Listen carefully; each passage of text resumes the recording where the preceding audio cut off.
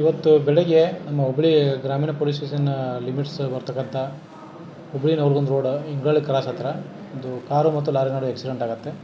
ಈ ಸಂಬಂಧಪಟ್ಟಂಗೆ ಕಾರಲ್ಲಿದ್ದ 5 ಜನ ಸ್ಪಾಟಲ್ಲಿ ಡೆತ್ ಆಗ್ತಾರೆ. ಈ ಸಂಬಂಧಪಟ್ಟಂಗೆ ಆಲ್ರೆಡಿ ನಾವು ಸಂಬಂಧಪಟ್ಟರಿಗೆ ಮಾಹಿತಿ ಕೊಟ್ಟು ಅವರಿಂದ ಪ್ರಕರಣ ತೆಗೆದುಕೊಂಡು ಪ್ರಕರಣ ದಾಖಲಿಸ್ಕೊಂಡು ತನಿಖೆ ಕೈಗೊಳ್ತೇವೆ. ಅವರು ಕಾರಲ್ಲಿದ್ದವರು ಸಾಗರದಿಂದ ಬಾಗಲಕೋಟೆ ಹೋಗ್ತಾಯಿದ್ರು.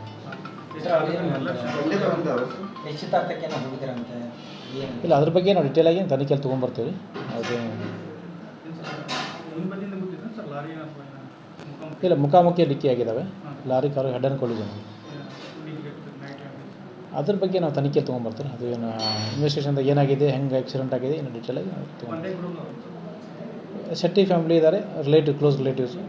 ಸರ್, ಅವರು ಲಾರಿದವರು ಮಾಲೀಕರು ಯಾರು? ಇಲ್ಲಿ ನಮ್ಮ ಮಹಾನಗರ ಪಾಲಿಕೆ ಸದಸ್ಯರದೇನೋ ಕಾರ್ಪೊರೇಟರ್ದೇನೋ ಸೇರಿಗೆ ಸಂಬಂಧಪಟ್ಟಿದೆ? ಅದು ಲಾರಿ ವೆಹಿಕಲ್ ಸಿಕ್ಕಿದೆ, ಲಾರಿ ಡ್ರೈವರ್ ಇದ್ದಾರೆ. ನಮ್ಮ ಹತ್ರ ಡೀಟೇಲಾಗಿ ನಾನು ತನಿಖೆ ತೊಗೊಂಡ್ಬರ್ತೀನಿ.